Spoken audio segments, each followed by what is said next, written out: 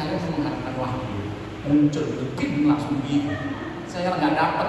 Saya katakan itu karena yang jelas itu ada dan kita menjauh. Kalau kita percaya bahwa itu sabda Tuhan yang mempunyai kuasa, kenapa tidak menerima? Itu. Karena dengan demikian saya memahami ada fenomena-fenomena alam, peristiwa-peristiwa yang saya ngerti. Karena apa? Karena ada. Tuhan sudah menuliskan, Tuhan sudah membagikan, Tuhan sudah mengatakan. Seringkali saya katakan, perhatikan Bapak Ibu, kalau Anda baca kitab suci, Anda itu nggak perlu bertanya-tanya, Tuhan, why me? Kenapa ini terjadi sama saya? Kenapa sih saya harus begini? Semuanya sudah ada di situ gitu loh. Kalau teman mengatakan, bodoh, baca tuh buku. Udah seribuan tahun yang lalu, kamu aja nggak mau males. Masa saya nggak bakal Anda akan mendengar kemudian doa, bahkan sekalipun Anda berada di depan Gua Maria 24 jam duduk begitu tiba-tiba muncul suara itu, suara hantu jangan malah begitu. Hati-hati loh. Saya katakan tadi bukan sekedar bahwa suara yang gaib itu semuanya dari Tuhan. Kalau kita percaya itu sabda Tuhan, mari memulailah supaya kita paham apa yang Tuhan kehendaki dalam perjalanan kehidupan kita. Saya seringkali menceritakan ini kepada umat di Aris Posko. Mungkin kalau yang sudah bisa di Aris Posko mendengar cerita saya, tapi kan di sini umat Santo Lukas. Jadi misalnya saya harap misalnya di Santo Lukas ya. Kalau kita percaya bahwa kitab suci itu mempunyai kuasa dengan cerita saya ini. Pada suatu saat ada seorang pastor pergi ke daerah pedalaman. Dan pastor tadi suka pergi dengan membagi kitab suci. Dia bawa kitab suci perjanjian baru. Dia bagi. Pada saat dia sedang bagi, ada satu bapak yang berkata begini, Pastor, saya boleh terima kitab suci. Loh, kenapa tidak? Tapi saya bukan Katolik, Pastor. Boleh, Pastor. Loh, kamu bukan Katolik? Kenapa mau terima kitab suci? Pastor, itu kitab suci kan kertasnya tipis. Saya kan merokok. Saya ingin kertasnya saya pakai untuk merokok. Boleh nggak, Pastor? Pastor tadi tersenyum dan berkata, boleh, saya kasih. Tapi ada syaratnya. Apa itu, Pastor? Sebelum dirobek untuk jadi rintingan rokok, baca dulu ya, 2 kali bacanya. Oke? Dia kasih. Dan pastor tadi pulang. Serang beberapa lama dia datang lagi menjumpai kelompok tadi. Dan di antara tadi ada bapak yang minta itu dan kemudian dia mengatakan, Pastor masih ingat saya? Oh iya Pak, yang minta kita untuk gulungan rokok itu. Bagaimana? Enak kan? Dia mengatakan, betul Pastor. Begitu saya menerima kitab suci dari pastor itu, saya langsung pulang karena mulut saya sudah kecut, saya mau merokok. Tapi kan saya sudah berjanji sama pastor. Maka saya mulai pertama menghisap Injil Matius. Setelah selesai Injil Matius, saya mulai menghisap Injil Markus. Setelah selesai menghisap Injil Markus, saya mulai menghisap Injil Lukas. Setelah selesai Injil Lukas, saya mulai menghisap Injil Yohanes. Pada saat saya sampai di Yohanes 16:44 yang bunyinya adalah Akulah jalan, kebenaran dan hidup. Tidak ada seorang pun yang bisa kepada Bapa sampai Bapa kalau tidak melalui aku. Pastor saya diingatkan siapa yang saya hisap selama ini. Dan kemudian saya jadi Katolik. Mungkin ini bercanda. Tapi kalau puasa, kalau kita percaya sabda bukan sekedar tulisan, itu sabda yang mempunyai kuasa. Baca. Kalau kita membaca kitab suci, penyakit kita kan masih sama. Pastor, saya nggak ngerti, betul kan?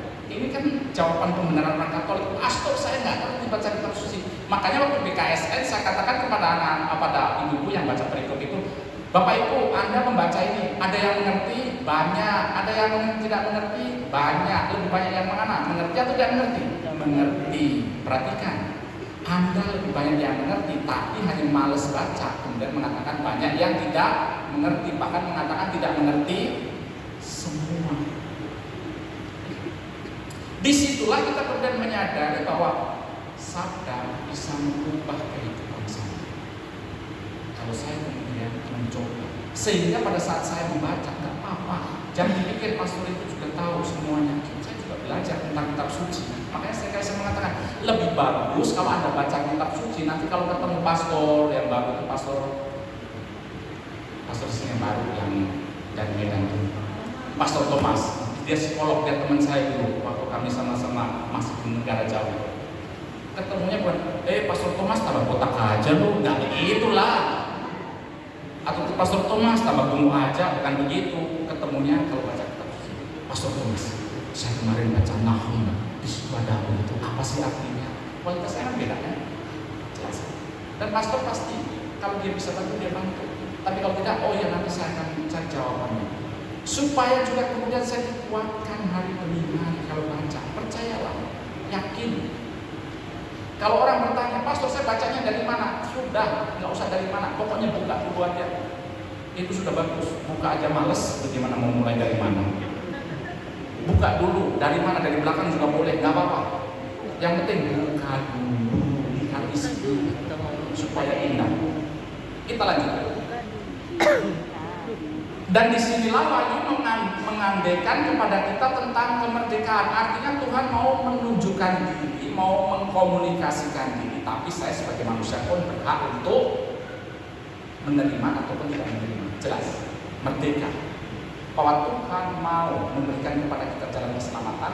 Dan kemudian saya kok keselamatan Tuhan itu susah. Karena kalau kita lihat kitab suci itu isinya cuma dua hal besar. Janji Tuhan dan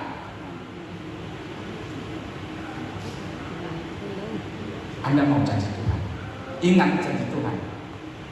Apa yang Tuhan janjikan kepada kita pasti ingat dong. Keselamatan. Oh, janji Tuhan aja juga nggak ingat. Aduh.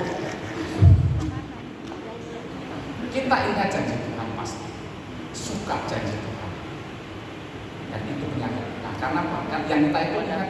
Padahal kitab suci isinya adalah janji Tuhan, tapi juga ada perintah Tuhan. Itu yang kita tidak mau. Karena perintah Tuhan itu susah. Contoh, ini perintah ya, bukan himbauan, apalagi anjuran, apalagi pilihan. Kalau kamu di kamar pipi kananmu berikan, bisa enggak? Ini perintah Tuhan, bukan anjuran, apalagi cuma pilihan ganda, boleh A, B, C, D. Ini perintah Tuhan. Karena kalau kita perintahnya saja nggak ngikuti, terus kita menagih janjinya. Manusia. Kalau kita setia pada perintah Tuhan, percayalah kita perlu minta janji Tuhan akan memberikan kepada kita dengan berkelimpahan. Jelas, penting supaya kita memahami.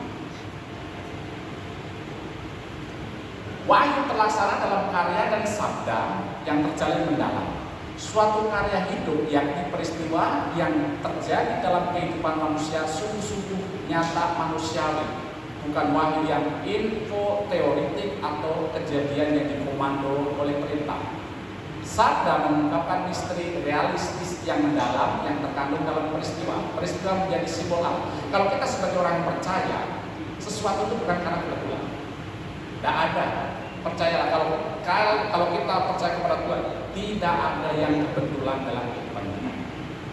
Tapi itu kita percaya dalam rencana Tuhan. Dan pada saat kemudian kita sebagai manusia melihat, menerima sabda Tuhan, kita semakin sadar Tuhan itu kok baik sama saya. Maka satu hal yang menjadi penting, seorang yang dekat dengan Tuhan, dia justru akan semakin menjadi manusia yang hidupnya lebih manusiawi. Itu. Karena kalau tidak, yang terjadi kita akan menjadi atau bersikap seperti Tuhan. Ada definisi, ada perbedaan gradasi orang yang beriman. Orang yang beriman kulit kelihatan, maka dia akan merasa lebih suci. Kalau Anda melihat orang yang merasa lebih suci, imannya masih di kulit. Dan ciri khas orang yang merasa lebih suci pasti dia akan ngadilin orang. Lu nggak bisa harian ya, hati-hati, lu nanti dipanggang sama Tuhan. Dia gua bisa harian loh, jelas. Definisi yang kedua, orang yang beriman di daging. Artinya dia sudah tidak lagi menjudge orang karena dia sadar, oh iya ya, ternyata dosa saya itu banyak. Bagaimana mungkin saya itu mau mengadili orang kalau sebetulnya saya itu masih banyak? Dia nggak berani. Jadi dia berusaha untuk memperbaiki diri. Itu definisi yang kedua. Dan definisi yang ketiga, orang yang beriman di hati. Orang yang beriman di hati itu kita melihat dalam segala peristiwa yang ada, dalam kemanusiaan kita tahu, kita dikuatkan. Dalam kelemahan kita diteguhkan, dan justru semakin membuat kita peka kepada orang-orang sekitar. Makanya saya tadi mengatakan, bukan hanya sesuatu yang verbal, ucapan, tetapi apa yang menjadi dampak dalam kehidupan kita itu. Seringkali saya mengatakan begini, kita di sini kan kerja. Kalau kerja kan tidak semuanya orang Katolik, betul? Ya. Pertanyaan saya, di antara teman-teman Anda yang non Katolik, apakah mereka peduli pusing Anda bisa setiap minggu? Apakah mereka interest di sini? Apakah mereka interest Anda ikut camp? Apakah penting bagi mereka? Nggak penting, yang dipikir. Yang mereka inginkan cuma satu pada saat Anda bersama mereka. Satu, nggak baperan, nggak suka ngomongin orang, nggak jahat, mempunyai hati yang lembut, murah hati. Betul tidak? Ya. Itu yang mereka butuhkan. Dan untuk kita sebagai seorang Katolik untuk menjadi hal-hal ini nggak gampang. Kita perlu menimba dari sang sumber, yaitu Tuhan Yesus. Jadi sabar itu nggak gampang loh. Anda pergi di gereja pulakan sabar 1 karung, baru keluar udah habis. Ketemu di parkiran orang yang jengkel, kan begitu. Tuhan, saya mau sabar ya, saya mau sabar, pokoknya ini sabar. Saya keluar ketemu orang yang, aduh kenapa mesti kamu yang muncul gitu loh, yang bikin saya langsung kesabaran habis. Saya kali begitu, jangan dipikir. Masuk lagi, ambil lagi sekarang, pulang, nyampe di rumah ketemu suami. Ini penting supaya kita menyadari rahmat Tuhan itu begitu luar biasa pada kita, karena kurang sempurna cepat. Dan kemudian kalau kita melihat bahwa pewahyuan dalam diri Allah terwujud dalam Kristus oleh Roh Kudus. Kita sebagai seorang Kristiani, seorang Katolik selalu percaya tentang aspek Triniter ini, Tritunggal. Karena kita tidak bisa memisahkan Bapa, Putra, dan Roh Kudus satu kesatuan. Dan pada saat kita berbicara tentang hal ini, maka kita berbicara tentang Tuhan Yesus yang merupakan kepenuhan, pusat, pengantara antara Allah dan manusia dalam seluruhnya berjumpa. Kepenuhan di mana perjumpaan Allah dan manusia menjadi penuh, sehingga selanjutnya dapat berkembang dalam seluruh kekayaan secara gereja. Perhatikan bahwa kita percaya dalam diri Yesus itu pewahyuan mencapai puncaknya. Ini juga nanti akan berikutnya. Dalam diri Yesus itu pewahyuan mencapai puncak. Allah itu memberikan wahyunya melalui para nabi. Dan nabinya tadi akan memuncak pada pemberian diri Allah yang menjadi manusia. Ini loh, itu sudah puncak, dan puncaknya dipertahankan, dihidupi, dilestarikan oleh gereja melalui magisterium. Tidak ada lagi puncak sampai nanti Tuhan datang pada kemuliaannya pada akhir zaman. Dan tugas kita adalah bagaimana saya bersyukur sebagai seorang Kristiani, sebagai seorang Katolik mempunyai Allah yang peduli gitu. Kan banyak orang bertanya, ngapain sih kalian orang Katolik itu hanya 3-1-1-3 capek gitu. Udah 1-1 kan gampang gitu kan. Kan mereka berpikir, mereka selalu mengatakan 1 tambah 1 sama dengan 1 tambah 1 sama 1 sama dengan berapa? Lama saya